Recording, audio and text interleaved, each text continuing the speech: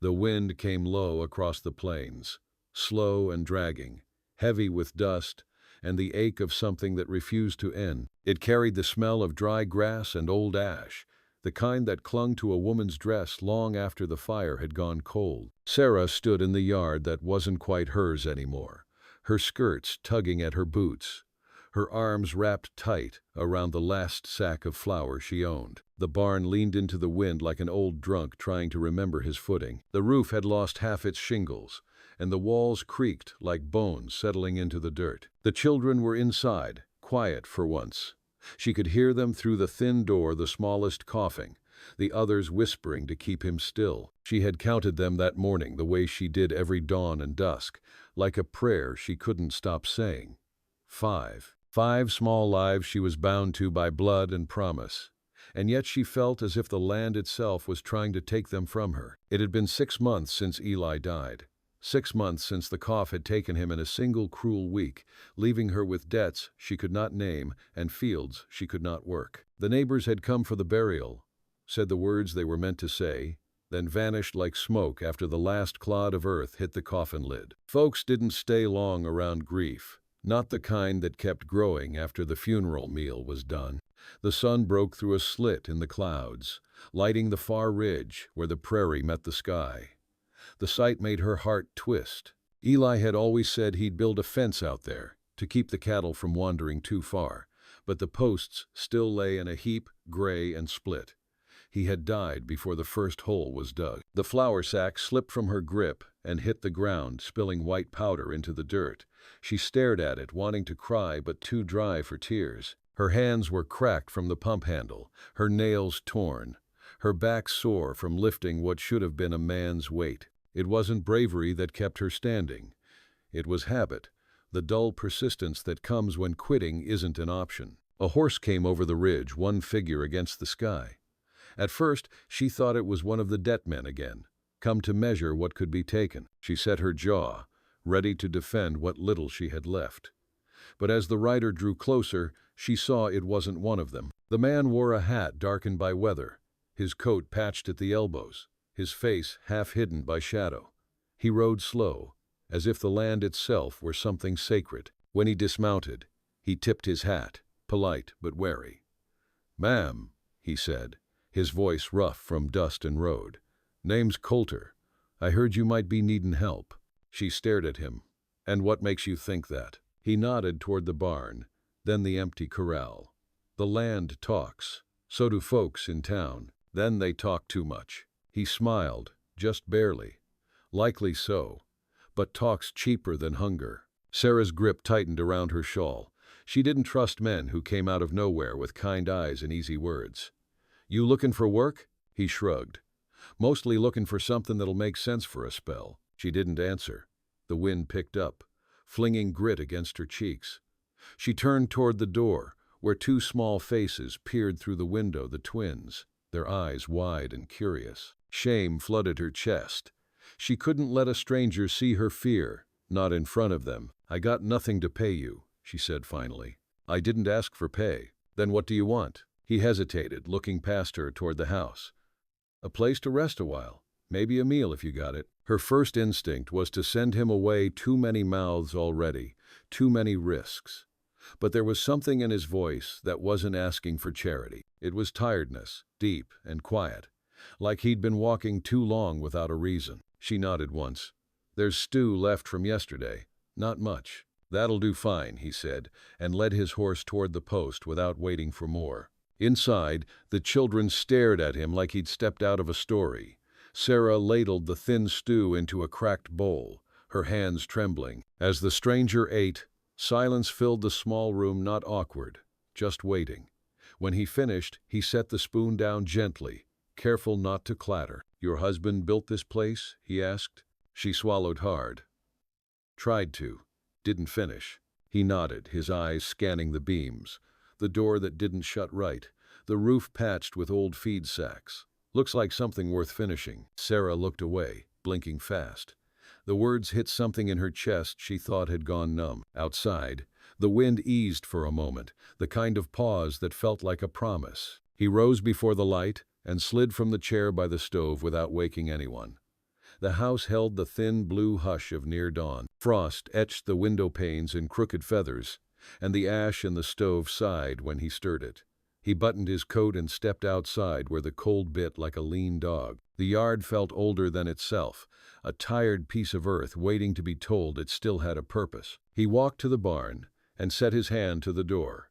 It rasped along the rut it had worn, then gave. Inside, the air smelled of mouse nests and old hay. A rafter had slipped where the peg rotted. He tested it with his palm, felt the soft give, and nodded to the quiet, as if to say he understood. He found the broken ladder and climbed anyway, slow and patient.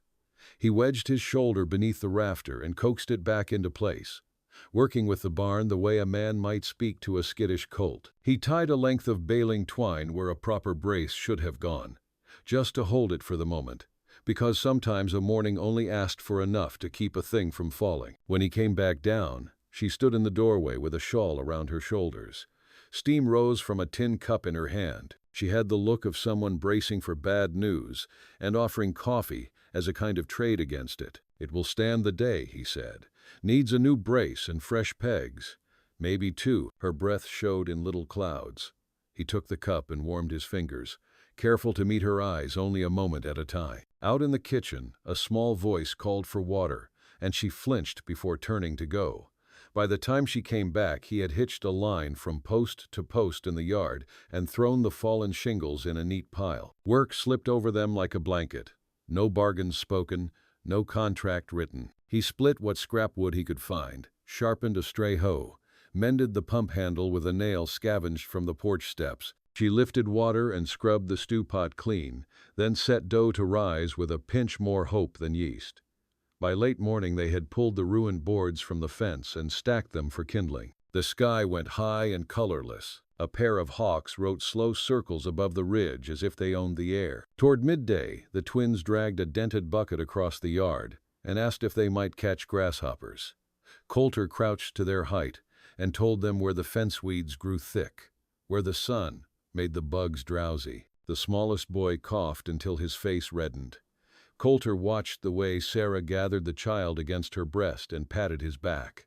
There was a raw steadiness in her, a grit that had nothing to do with pride. She would cross fire for them and not remark upon the flames. A freight wagon rattled along the road and turned in without invitation. The man on the bench wore a town hat and a smile made for counting. He climbed down as if his boots were worth more than the ground. "Morning, Mrs. Finch," he said. "I come representing certain interests who hold notes on this place." He pulled a paper from his coat pocket. "This here is a reminder. Your grace period is near spent." Her jaw tightened. "I know what is owed. And how do you aim to pay it?" Colter kept still by the fence, a man without a name in the conversation. The wagon man eyed him. "Who is this?" "A hand," Sarah said. "Not much of one," the man said. He looked at the barn, the house, the children peeking at the window. "Times are bad, Mrs. Finch. No one wishes hardship, but notes are not made of wishes." He tipped his hat and left the paper on the porch rail like a dead bird. Then he climbed up and rattled away. When the dust settled, Sarah did not move. Colter picked up the paper, squinted at the lines he could not fully read, and folded it clean. He set it on the table inside without a word. At the stove, he ladled soup into bowls and slid one toward her. She stared at the steam like it was a sign that might speak if watched hard enough. The children ate quick and quiet, glancing at her, then at the stranger who ate as if he had all the time in the world. After the meal, he led the oldest boy to the shed and set a hammer in his hand. He showed him how to hold a nail steady with 2 fingers and keep his thumb away from the swing. "Little taps first," he said, "then the one that matters." The boy missed and winced. He tried again. By the 3rd attempt, the nail stood where it was meant to be. The boy's grin flashed and went shy again, and Colter looked away so as not to scare it off. In the afternoon, Sarah walked the fields with a burlap sack and a sharpened spade. Wind cut through her dress.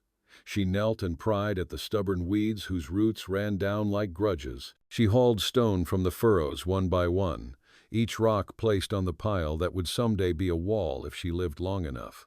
Her palms bled a little, and she wiped them on her skirt and kept going. She thought of Eli's laugh, the way it had faded to a wheeze, the way the bed had grown cold on one side and stayed cold. The ache came and pressed itself against her ribs. She kept walking. When she faltered, a shadow fell beside her. Colter stepped in with his own sack, bent to the work with that same quiet patience, and did not speak. Evening took the edge from the light. They set the brace in the barn with a timber he had wrestled from the collapsed corral. He chiseled a new mortise with a knife and a mallet made from a knot of oak, and she held the timber, braced with her shoulder until her muscles burned, and the smell of wood dust filled her nose. When the peg seated true, the barn breathed a little easier, and so did she. They stood outside while the sky turned the pale of a healed scar. From the house came the soft clatter of dishes, the whisper of children settling. Somewhere a coyote lifted its voice and let it fall again. Colter rubbed his thumb against the broken seam at the cuff of his coat and did not look at her when he spoke. "My people ran cattle in the high country long ago. A small outfit with too much sky and not enough luck. My father said a man is a steward of what he can touch. Wood, water. A boy with a hammer that is a little too heavy." He cleared his throat. "I got in the habit of fixing what would let me fix it." She folded her arms against the chill. "That a habit or a penance?" "Might be both," he said. In the lamplight his face looked older and younger all at once. She saw the road in him and the long hunger that comes from carrying a secret too far. She did not ask what it was. She only said, "Tomorrow we mend the roof, and the day after we break the ground for a kitchen garden. If the land will have us." He nodded. "The land will have what is asked with respect." They stood a while longer, not touching, their breath making small clouds that drifted together and vanished. For the first time in many months, she felt something other than dread settle in her bones. It was not ease, it was purpose. The next morning broke with a red edge along the horizon, the kind of light that carried both warning and promise. Frost lay thin across the yard, soft as ash, and the sky looked as if it had been scraped raw. Sarah rose before the children stirred. She tied her hair back with a strip of cloth and stepped outside, her breath silvering in the cold. Colter was already on the roof, his silhouette framed against the dawn, steady and deliberate. The sound of his hammer echoed through the stillness, a slow, certain rhythm that steadied her heart more than she cared to admit. He had spent the evening before, sorting through the salvaged boards, trimming what could be saved, burning the rest.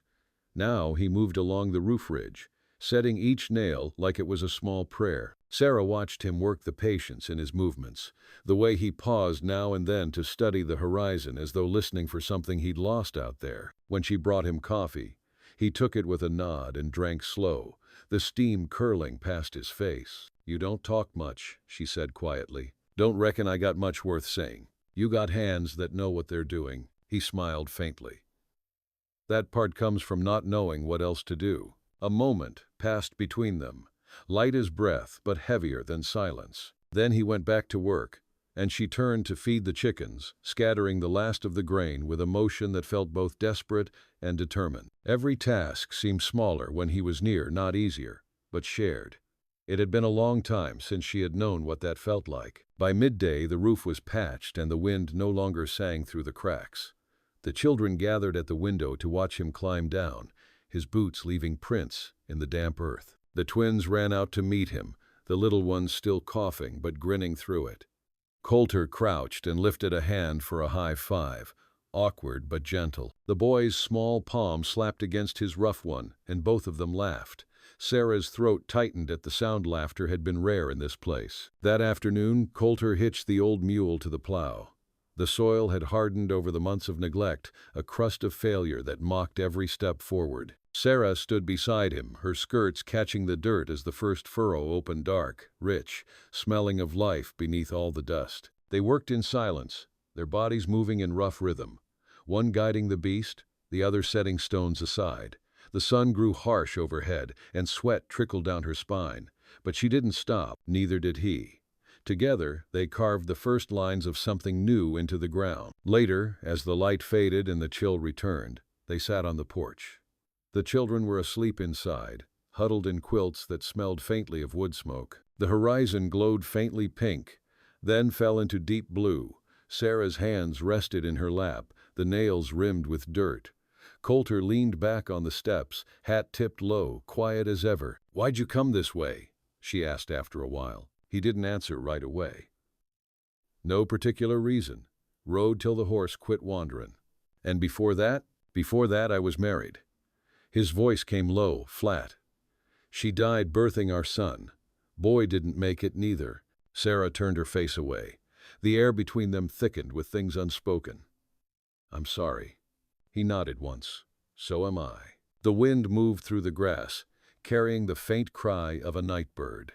It sounded almost human, a reminder of how small their voices were against the emptiness. She wanted to tell him that she understood not his grief, but the shape of it, the way it hollowed you out and left something quieter behind. But the words caught, so she said only, "You can stay as long as you need. There's work enough for both." He looked at her then, really looked as if trying to decide whether she meant it. Whatever he saw made his shoulders ease. "Reckon I'll stay till the fence stands straight again." That night, Sarah woke to the sound of rain. Soft at first, then steadier, the way the earth sighs when it finally remembers how to drink. She rose and stepped to the window. The fields shimmered under the moonlight, silver threads of water weaving through the furrows they'd dug. For the first time in months, she didn't think of the debt, or the hunger, or the cold. She thought of the man asleep by the stove, his coat folded under his head, and the faint rhythm of his breathing that steadied the house. She pressed her hand to the glass. The rain blurred everything, the fields, the sky, her reflection, until all that remained was the feeling that something had shifted. Not salvation, not yet, but maybe the beginning of it. In the morning, they would wake to wet ground and ruined boots, and the same fight waiting for them. But for now, the sound of rain filled every hollow corner, washing the dust from the roof, from her thoughts, from the bones of the land itself. The rain lingered through the morning, soft as breath, and by noon it had thinned to a mist that clung to everything: the fence posts, the mule's mane, the loose hair at the nape of Sarah's neck. The yard was a patchwork of mud and puddles, but she didn't mind. The air smelled of renewal, raw and cold. She took it as a sign that the earth hadn't given up on her yet. Colter had set a kettle on the stove, and steam curled around the room like ghost smoke. The children huddled near it, their cheeks pink with warmth. One of the twins had found a bit of string and was tying it into knots, a game he'd made up for himself. Colter showed him how to twist it into a loop and make a snare, small and harmless. The boy laughed when he caught his own finger, and Sarah felt something she hadn't in months, the weight of gratitude, quiet and steady. After breakfast, Colter went out to mend the corral. Sarah followed, her skirts catching in the mud. They worked side by side, the rhythm of their labor, slow but sure. Now and then she'd glance at him, the way he set each post true, the care he took even with a thing half rotten and bent. There was gentleness in his strength, a kind of reverence she recognized but didn't yet trust. "You ever stay long in one place?" she asked as they rested by the fence. He took a slow breath, watching the horizon. "Long enough to fix what's broke, never long enough to see if it holds." "That sounds like running." "Maybe it is." He picked up a handful of mud, rolled it between his palms until it became a hard ball. "But sometimes a man runs because standing still hurts worse." She said nothing, because she knew that truth by heart. Later, they walked the line of the pasture, checking for breaks in the wire. The rain had driven the cattle close to the trees, and the sound of their lowing drifted through the wet air like an old hymn. The youngest girl, Mary, only 6, followed them barefoot, her hair plastered to her head, her eyes bright with curiosity. She asked Colter if he'd ever seen the ocean. He smiled faintly and said he had once, a long time ago, but it didn't much care to be looked at. That answer made the child laugh and run ahead, her footprints filling quickly with water. When the work was done, they stood together on the hill, looking down at the small house and the fields beyond. Smoke rose from the chimney, thin and straight. The world was gray and wide and unkind, but it was theirs for the moment. "Eli used to say a man could read the land like a book," Sarah said softly. "Said the soil spoke if you listened. I tried after he died, but all I heard was the wind." Colter turned his head slightly toward her. "Wind talks too, just harder to understand." She smiled, then a small, worn thing that trembled on her lips before it settled. "You talk like a preacher." "No," he said. his voice almost tender. "Preachers talk about heaven. I talk about what's left here." That evening, Sarah cooked biscuits with what little flour remained. The smell filled the house, warm and faintly sweet. The children dozed by the fire, their bellies full, and Colter sat by the window, mending his saddle strap by lamplight. The quiet between them felt like a language all its own, not comfort, but recognition. When she finally spoke, her voice was soft. "That man who came last week, the one with the papers, he'll be back soon." Colter didn't look up. "What'll you do when he comes?" "I'll tell him I need more time." "And if he says no?" She hesitated. "Then I reckon we'll lose the place." He set the leather aside and met her eyes. "You won't lose it, not while I'm here." The certainty in his tone unsettled her. Hope was a dangerous thing, sharper than any blade. "You can't promise that." "Didn't say I'd promise. Said I'd stand." She wanted to believe him. God help her, she did.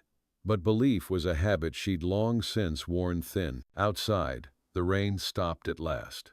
The clouds broke open to reveal a single star, bright and lonesome above the plains. Sarah looked at it through the window, her reflection faint beside it, two small lights in a vast, dark world. She thought of Eli, of all the things they'd built that never held, and of this stranger who worked beside her as if the weight of her sorrow was something he could shoulder too. When she lay down that night, she could still hear the hammer's rhythm in her dreams, slow, steady, sure.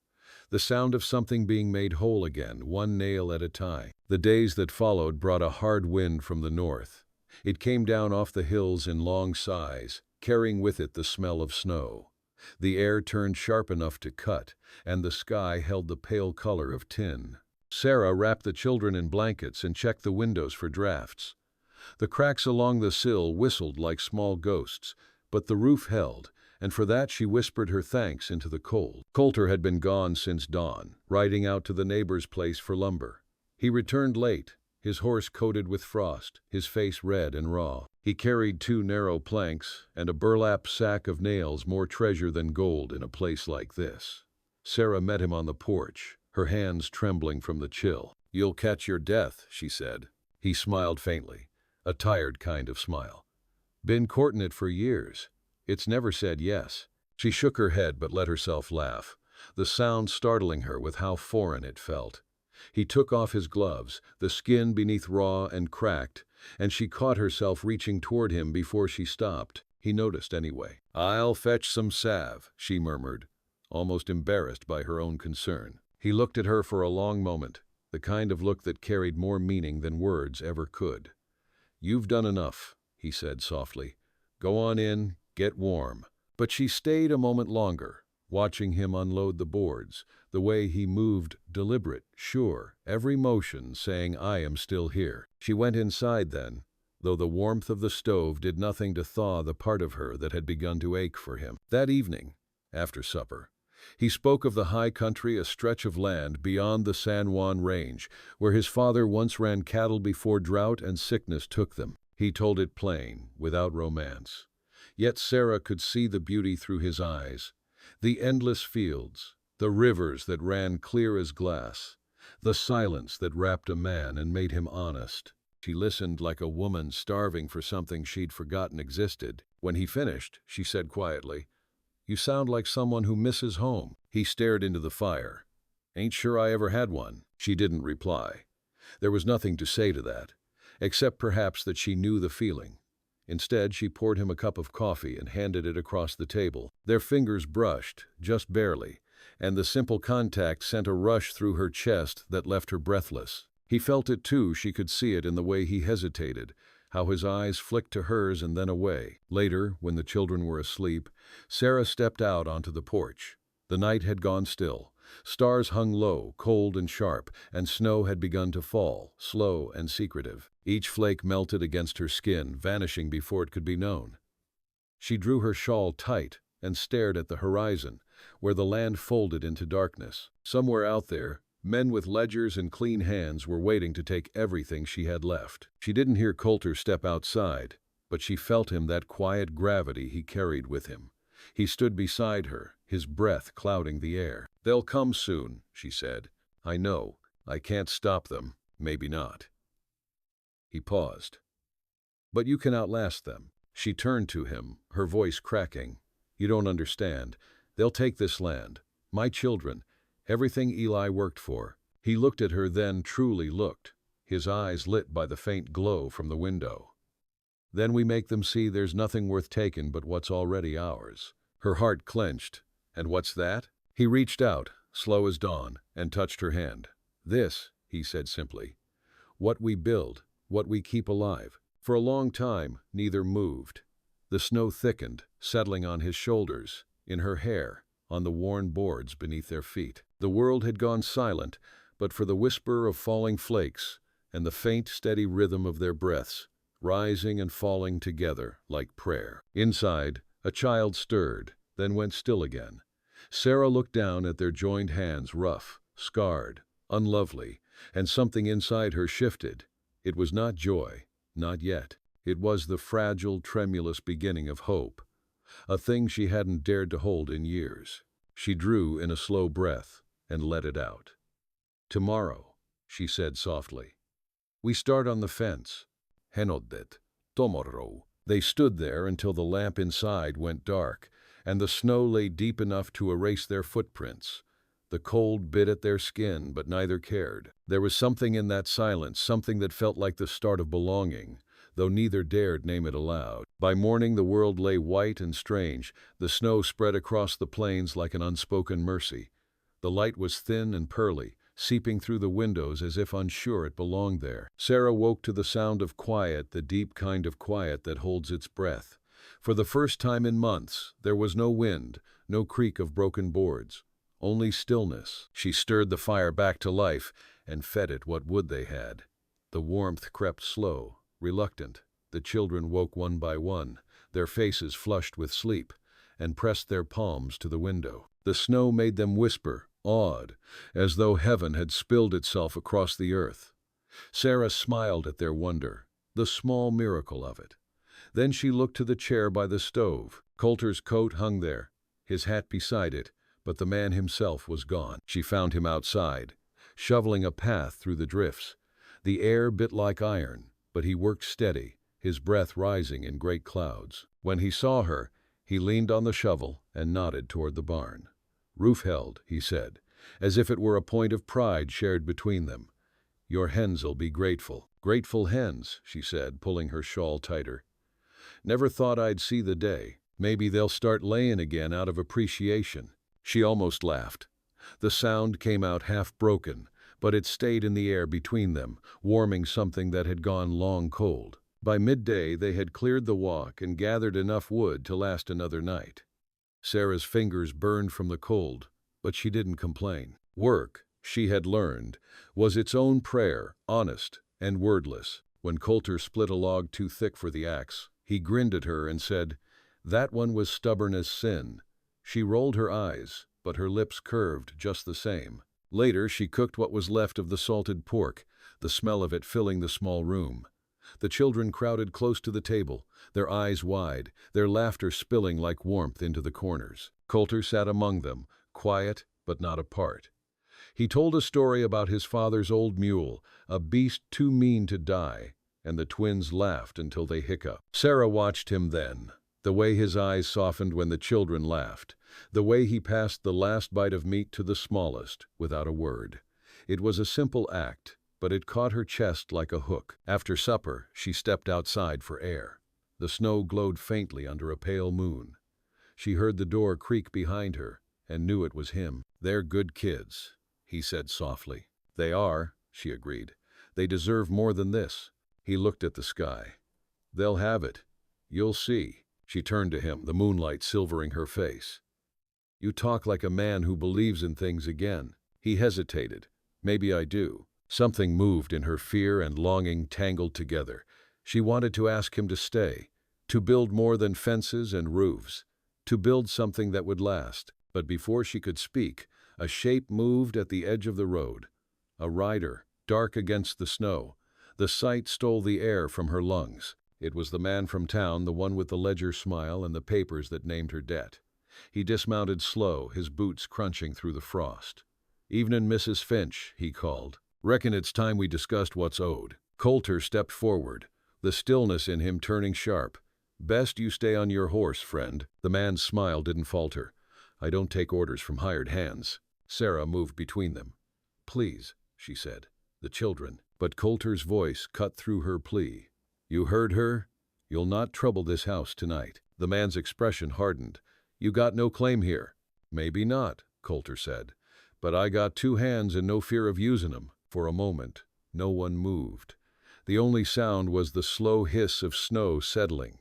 The man looked from Colter to Sarah, his jaw tight, his pride colder than the air. Then he turned back to his horse, his voice low. "This isn't done. Paper's still paper." He rode off into the dark, the hoofbeats fading until they were only memory. Sarah's knees gave way, and she gripped the porch rail.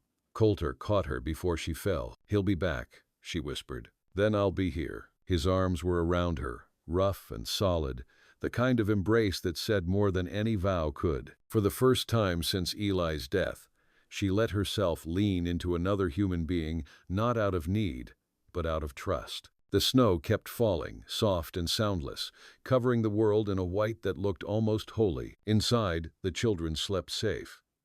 Outside, two figures stood against the cold, bound not by promise or blood but by something deeper, a quiet, unspoken choice to stand where others had walked away. The wind rose again, gentle now, as if blessing them for it. The storm passed, but the air carried its echo. Days turned brittle and bright, the kind where breath came out white and sharp. The land held a strange peace, not gentleness, but a pause before something harder. Sarah could feel it in her bones. Every morning she woke before dawn, her first thought the same: hold on. Colter repaired what he could: the fence rails, the corral gate, the hinge on the barn door. He worked like a man trying to earn his place in a story not yet his. Sarah watched from the kitchen window as he lifted and hammered, his coat heavy with frost, his shoulders bent but unbroken. Each swing of the hammer felt like a defiance against debt, against hunger, against the weight of what life had taken from both of them. One afternoon, while he was in town for supplies, she found the envelope beneath the flour tin. The paper was thin, the seal already broken. She didn't mean to open it, it had fallen, and curiosity did the rest. The handwriting was careful, almost tender. It wasn't from a creditor or a friend. It was from a woman. She read only a few lines before she stopped. "Colter, if you find peace out there, don't come back for ghosts. You gave me your sorrow, and I carry it gladly. But I can't keep your wandering." Sarah stood at the table a long time, the words burning her fingers. She folded the letter and set it back where it had been. When he returned that evening, she said nothing. But when he looked at her, when his eyes met hers, with that quiet steadiness, something inside her trembled, not from jealousy, but recognition. He had known loss that mirrored her own. Maybe that was what bound them. Not love, not yet, but the same ache for something they feared to claim. That night, they sat by the fire. The children slept close to the warmth, their small bodies tangled like roots beneath quilts. Colter stared into the flames, his face carved with light and shadow. "I used to think sorrow was a thing you outlived," he said quietly. "But it stays. It just changes shape." Sarah's hands tightened around her cup. "Then maybe that's not sorrow," she said. "Maybe that's memory." He nodded, eyes distant. "My father used to say every man needs something worth staying for. Never knew what that was till lately." She turned her gaze to the fire, afraid to ask.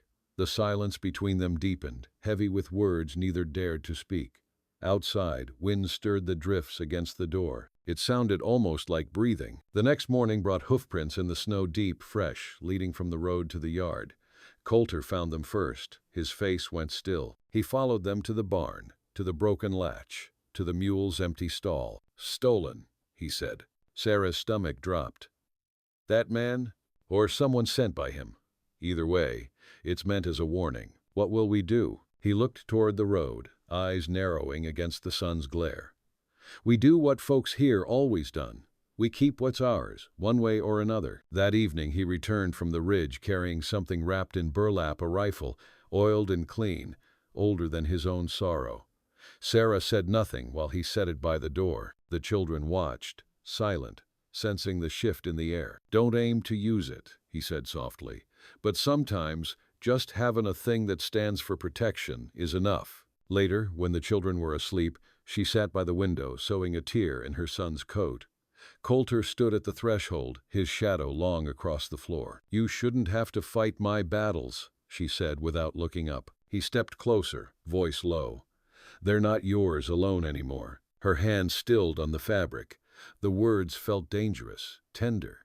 She looked up, and his face was near close enough she could see the small scar along his jaw, the faint trace of fatigue in his eyes. "You could leave," she whispered. "Find someplace without ghosts, without hungry mouths." He shook his head.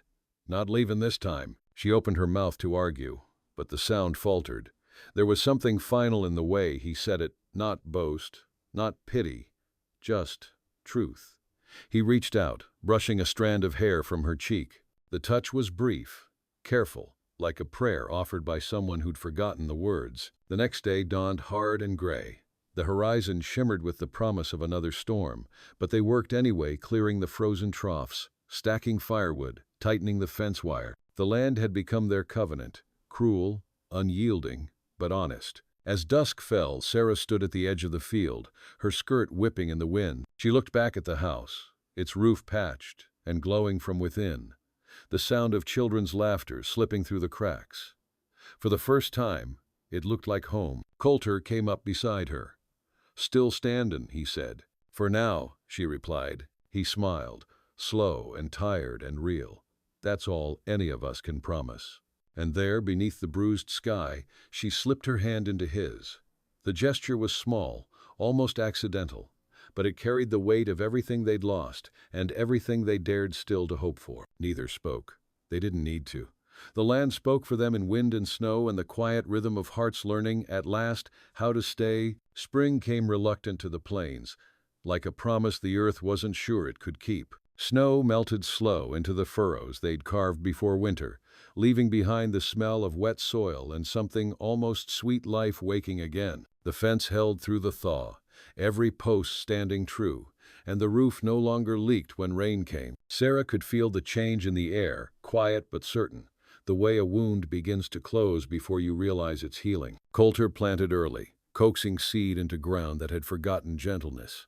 The children followed behind with tin pails, dropping beans one by one as though they were setting small wishes into the earth. Sarah watched from the porch, her hands resting on the curve of her apron, a slow smile finding her unguarded.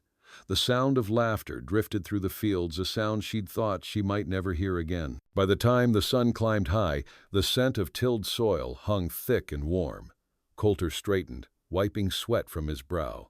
"Looks to be a fair start," he said, squinting toward the ridge. "Fairer than we had last year," she answered. He glanced at her then, and something in his gaze lingered. They stood like that for a moment, two souls bound by work and weather, and in the stillness between them lived an understanding deeper than speech. Weeks passed. The days stretched longer, softer. The children grew brown from the sun, and Sarah found herself humming as she kneaded dough, as if some melody had returned to her unbidden. Colter repaired the wagon wheels, mended tools, traded labor in town for seed and salt. When he came home each evening, she found herself listening for the sound of hooves long before he appeared on the horizon. One night, near midsummer, the sky turned wild with thunder. The storm came from the west wind, driving rain sideways, lightning tearing open the dark. The roof groaned but held. Colter stood by the window, rifle in hand, as though daring the world to test what they had built. When morning broke, the air was clean and sharp. The storm had passed, but its work remained. A tree split in the yard, a few shingles scattered in the grass. The garden, though beaten, still stood. Sarah stepped outside barefoot, the mud cool under her feet, and stared at the green shoots bent but unbroken. Her throat ached with gratitude. Colter came up behind her, his hand resting lightly at her back. "Looks like it all survived," he said. "Almost hard to believe," she whispered. "Believe it," he said. "You kept it alive." She turned to him then, the light catching the lines at the corners of his eyes, the gentleness that had taken root in him. "We did," she corrected softly. The days that followed were golden and kind. The garden rose high. the fence straight and proud. Neighbors began to stop by again, not out of pity, but with baskets of eggs, jars of honey, hands ready to help. The widow and her brood, once whispered about in town, now had something worth whispering for different reasons. Folks said the cowboy had built them more than a home. He'd built them a chance. Late one evening, as the horizon burned low and red, Sarah stood on the porch, watching the children chase one another through the yard. Their laughter echoed across the fields like bells. Colter joined her, his hat in his hands. "They say you can't teach land to forgive," she said. He looked at the children, then at her. "Maybe not, but you can remind it how to love." She smiled, the kind of smile that comes only when sorrow has been seen and survived. "And what about you, Colter James? You ever remember how to love?" He was quiet for a long moment. Then he set his hat down and took her hands. "I reckon I'm learning." She let him draw her close. His arms were rough, steady. The air smelled of earth and lilac, of something clean and enduring. When his lips touched hers, it wasn't the passion of youth or the hunger of loneliness. It was a vow, unspoken but absolute, the kind that grows only from work and weather and shared breath. Behind them, the door creaked open. The smallest child peeked out, grinning, and Sarah laughed, a clear, living sound that startled the evening into stillness. Colter laughed too, low and easy, and swung the boy up into his arms. Together they turned toward the fields, where the rows stretched straight and true beneath the settling dusk. The wind moved through the grass like a hymn. The house, rebuilt and warm, stood steady against the fading light. And though the future would hold its reckonings, drought, loss, the endless struggle of living honest on harsh ground for that one perfect moment, everything that had been broken was whole again. They said a cowboy couldn't love a widow with so many children. They were wrong. The proof was standing there, a woman and a man, their hands clasped, their laughter carried on the wind, their home shining soft as forgiveness against the wide and endless plain.